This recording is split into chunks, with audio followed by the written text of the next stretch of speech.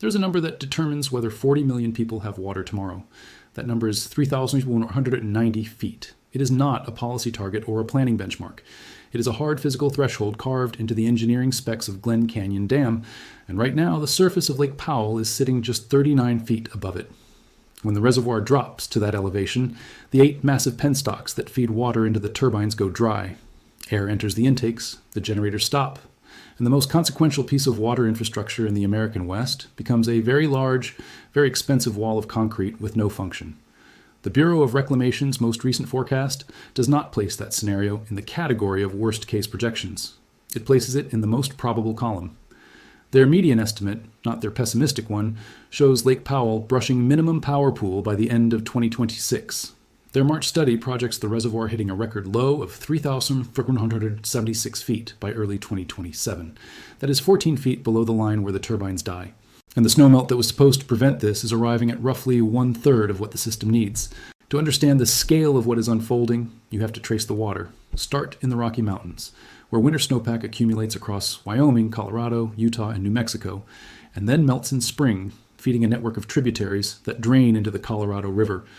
The river runs southwest through canyon country and arrives at Glen Canyon Dam on the Utah-Arizona border, where it is captured in Lake Powell. From there, controlled releases flow 300 miles downstream into Lake Mead, which sits behind Hoover Dam on the Nevada-Arizona line. Hoover Dam then supplies water and power to Las Vegas, Phoenix, Los Angeles, and an agricultural system that produces roughly 2/3 of the country's winter vegetables. Every single link in that chain depends on Glen Canyon Dam functioning. Not functioning well, just functioning. Glen Canyon Dam was completed in the early 1960s. It stands 7 and 10 feet tall and was engineered around one central assumption: that Lake Powell would stay full, or close to it, and that snowmelt from the Rockies would reliably replenish whatever was released downstream. The dam's 8 turbines, running at full capacity, can generate 320 megawatts of electricity. That power moves through the Western Area Power Administration to 130 wholesale customers across 7 states and 53 tribal nations. Roughly 5 million people depend on it directly. For decades, it worked. Annual generation in the 1990s ran close to 7,000 gigawatt hours. The reservoir sat high. The turbines ran hard. The river delivered. Then the deliveries started shrinking. The 26-year average flow of the Colorado River now sits at 12.2 million acre-feet per year. The legal obligations assigned to that river under the 1922 Colorado River Compact and the 1944 treaty with Mexico total 16.5 million acre-feet. That is a gap of 4.3 million acre-feet every single year, a structural deficit that has existed since before most of the infrastructure that depends on the river was even built. The river was overpromised from the moment the agreements were signed, and it has been running short ever since. What changed over the past 25 years is that the deficit stopped being manageable. The reservoirs that were supposed to act as buffers, absorbing lean years and releasing during dry ones, have been draining faster than they refill. Lake Powell tonight sits at roughly 25% of its total capacity. Lake Mead sits at 34%. Together, they represent the largest reservoir system in the United States, and together they hold less than 1/3 of what they were built to contain. The snowpack feeding Lake Powell this season is at 64% of the historical average, the lowest reading since reliable measurements began in 1986. Cody Moser of the Colorado Basin River Forecast Center presented the March runoff map to water negotiators and described it in 3 words: not a pretty picture. The map was dominated by deep red and pink zones indicating spring runoff at 30 to 50% of normal, and in some tributary basins, below 30% of normal. The January forecast for April through July inflow had already been revised sharply downward by March, dropping from 3.65 million acre-feet to 2.3 million. That revision did not represent new pessimism. It represented new data. The water is not coming, and the people who manage the system have stopped pretending otherwise. Nick Williams, the Bureau of Reclamation's Upper Colorado Basin Power Manager, confirmed that Glen Canyon is currently producing just over 100 megawatts per generating unit, operating at roughly 60% of design capacity. At current lake levels near 3,529 feet, the turbines are still running. But every foot the surface drops reduces the hydraulic pressure driving those turbines. The relationship between elevation and output is not linear at the lower end. As the reservoir approaches minimum power pool, generation efficiency deteriorates rapidly. And below 3,490 feet, it does not deteriorate, it ends. What happens then is the part that rarely makes the public briefings. Buried in a Bureau of Reclamation technical memo is a contingency that engineers have known about for years and that water managers prefer not to discuss in plain language. At the base of Glen Canyon Dam, there are 4 steel bypass tubes. Each one is 96 inches in diameter. They were installed as emergency overflow conduits, safety valves for a reservoir that was never supposed to drop this low. If Lake Powell falls below minimum power pool and the turbines go offline, these 4 tubes become the only mechanism for passing Colorado River water through 710 feet of concrete to the downstream system. Everything that reaches Lake Mead, Hoover Dam, Las Vegas, and the farms of the Imperial Valley would flow through 4 pipes that were never designed to carry a river. The maximum combined flow capacity of those tubes is 15,000 cubic feet per second. That sounds like volume until you compare it against what the turbines can move. It is a fraction of normal operational throughput, but the flow capacity is not even the primary concern. The condition of the tubes is. In April 2023, Bureau of Reclamation engineers ran a controlled water flow test through the bypass tubes at low reservoir elevation. The results were not reassuring. The tubes experienced cavitation damage, the same destructive phenomenon that destroys turbine blades by forming vapor bubbles inside high-velocity water flows that then collapse with enormous localized force against metal surfaces. Cavitation does not bend steel. It erodes it, pitting and fracturing the interior walls of whatever it contacts until the structural integrity of the component degrades beyond safe use. The Bureau recoded the tubes in 2025. And then, in public documentation, the Bureau stated that the new coating would not prevent future cavitation. Read that again. The agency responsible for managing the water supply of 40 million people repaired the only backup mechanism for passing water through their largest dam, and then formally acknowledged that the repair would not stop the damage from recurring. The technical memo from March 2024 notes that safe operation of the bypass tubes may only be achievable down to an elevation of 3,394 feet, nearly 100 feet below minimum power pool. Below that threshold, the document does not offer a solution. It offers silence. And the memo includes one additional detail that water engineers have flagged as the most dangerous sentence in the entire document. If any single tube fails during operation, releases through that tube must halt until repairs are completed. There is no parallel routing. There is no redundancy. 4 tubes, and if one fails, the river's passage through the dam narrows by 25%, while crews work to fix it. This is the mechanism that sits between a functioning Colorado River system and a catastrophic one. Not Hoover Dam, not the political negotiations in Phoenix and Denver and Sacramento. Glen Canyon Dam, and specifically those 4 bypass tubes, is the physical choke point. Everything else downstream is a consequence of what happens there. Follow the water south from Glen Canyon, and it arrives at Lake Mead. Tonight, Lake Mead's surface sits at approximately 1,064 feet above sea level, 34% full, 3 feet lower than this point last year, and 10 feet lower than the same date in 2024. The Bureau of Reclamation's March forecast projects Lake Mead reaching 1,032 feet by November 2027. That elevation matters for a specific reason. At 1,035 feet, Hoover Dam's 12 older turbines encounter the same physics that threatens Glen Canyon's generators. Hydraulic pressure drops below the threshold required for stable operation. Vapor cavitation begins forming inside the turbine housings. Those 12 units must be taken offline. 5 newer, redesigned turbines with wider operating ranges can continue running. Total power output at that elevation falls from 2,080 megawatts at full reservoir to roughly 382 megawatts. That is an 82% reduction in generating capacity from the most iconic dam in the American West, occurring not because of mechanical failure, but because the lake feeding it is no longer deep enough to drive the machines. Las Vegas draws approximately 90% of its municipal water supply from Lake Mead. The Southern Nevada Water Authority has invested heavily in conservation, efficiency, and water recycling infrastructure over the past 2 decades. And per capita consumption in the Las Vegas metro has dropped significantly even as the population has grown. But there is a lower boundary to conservation. The city cannot function without water from the lake, and the lake is falling. Phoenix depends on the Central Arizona Project, a 336-mile canal system that pumps Colorado River water uphill from Lake Havasu to the Phoenix and Tucson metro areas. The CAP delivers water to approximately 6 million people and is one of the largest water diversion projects in American history.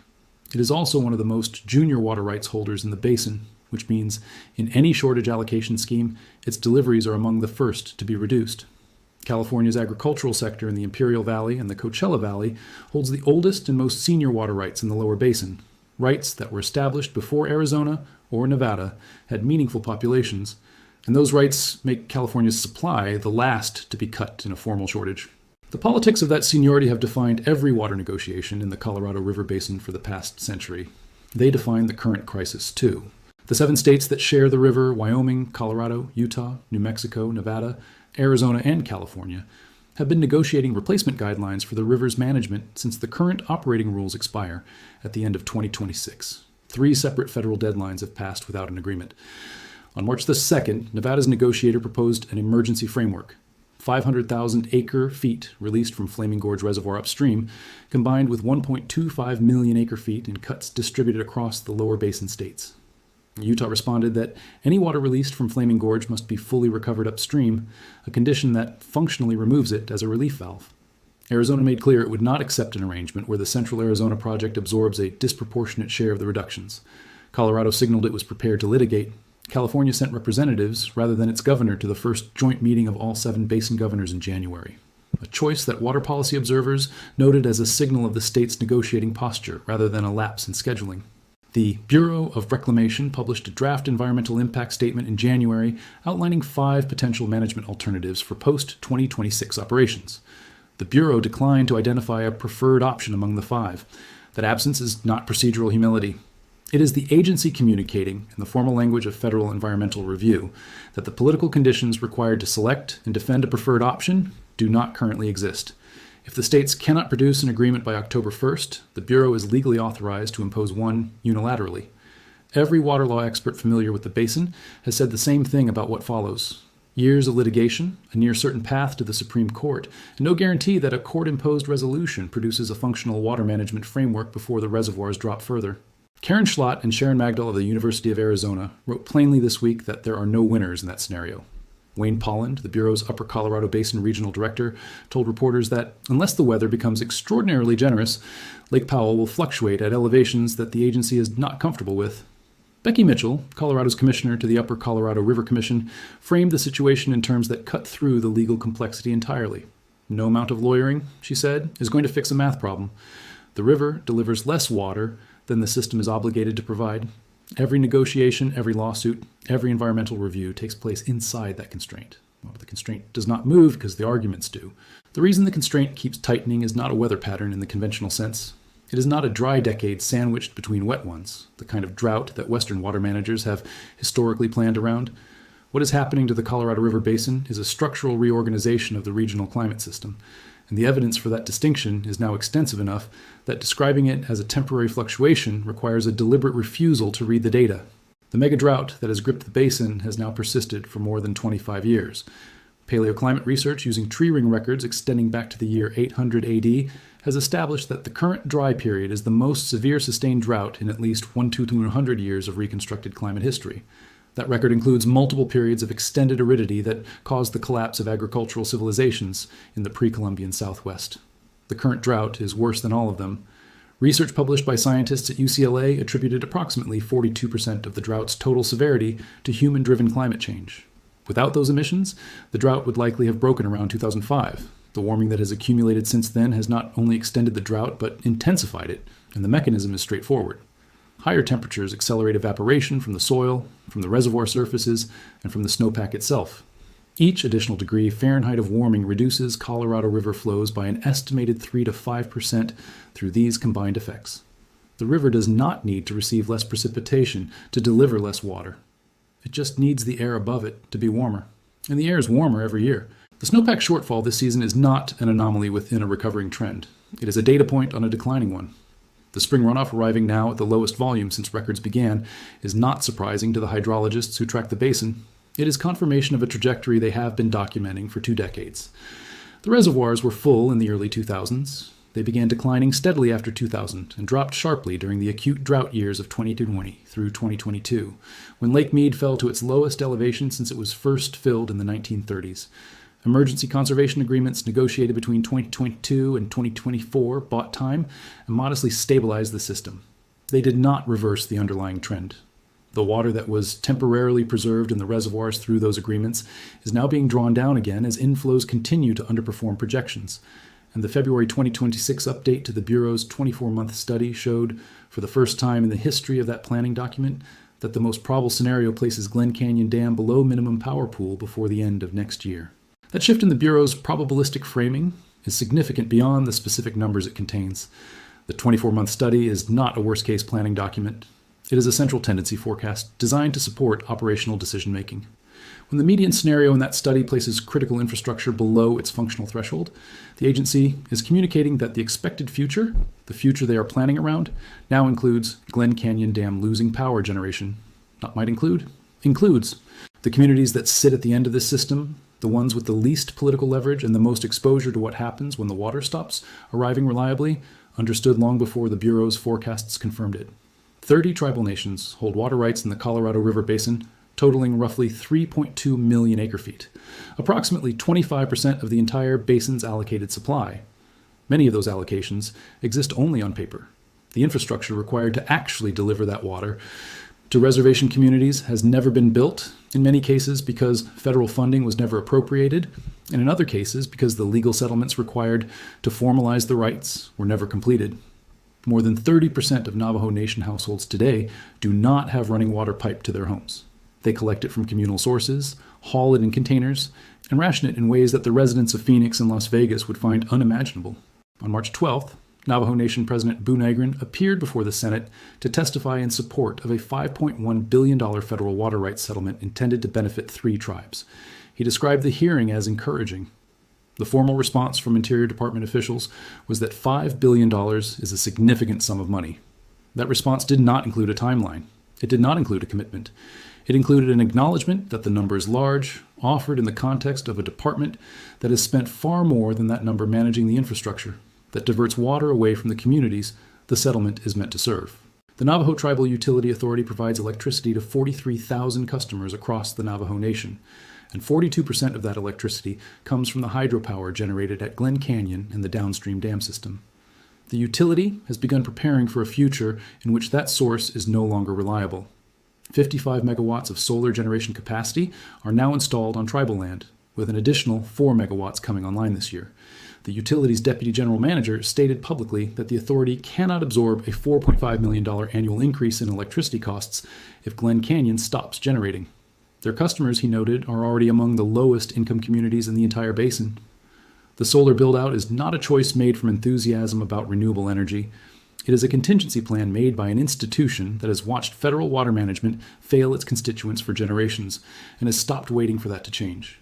The same river that cannot reliably deliver water to Navajo households continues to supply the Las Vegas Strip, the fountains and golf courses of Scottsdale, the swimming pools of the Inland Empire, and an agricultural economy in California's Imperial Valley that uses more Colorado River water than the entire state of Nevada. The legal framework governing those allocations was designed to protect the most senior rights holders regardless of downstream conditions. It was not designed around the possibility that the river itself might become structurally insufficient to honor all of the rights layered on top of it. That is the situation that now exists, and the legal framework is poorly equipped to manage it. Section 4. The political failure to reach a new water sharing agreement is not primarily a failure of negotiation, skill, or diplomatic patience. It is a failure of incentive structure. Each of the 7 basin states faces domestic political costs for accepting cuts, and no immediate political reward for doing so.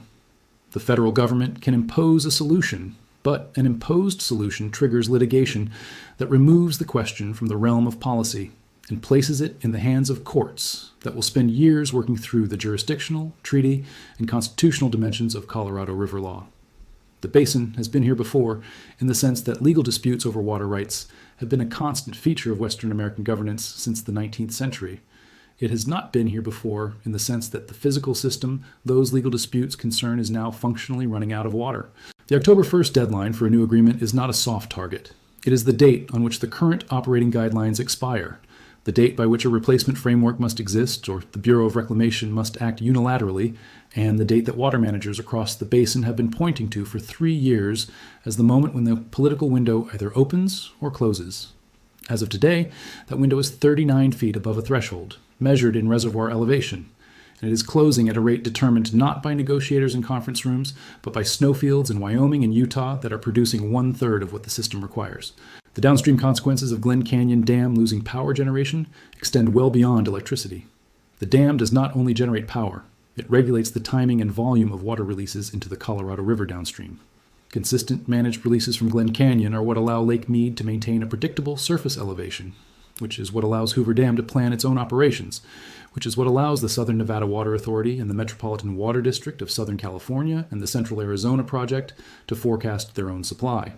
remove that regulatory function, or degrade it to what can pass through 4 corroded bypass tubes at reduced flow, and the predictability that every downstream water agency depends on for its own planning disappears. Agricultural operations in Arizona and California are planned years in advance. Planting decisions, infrastructure investments, labor contracts, and commodity commitments are all made against projected water availability.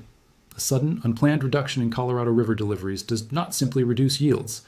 It strands capital investment, breaks contractual obligations, and in some cases permanently removes land from production if salinity levels rise in the absence of adequate flushing flows.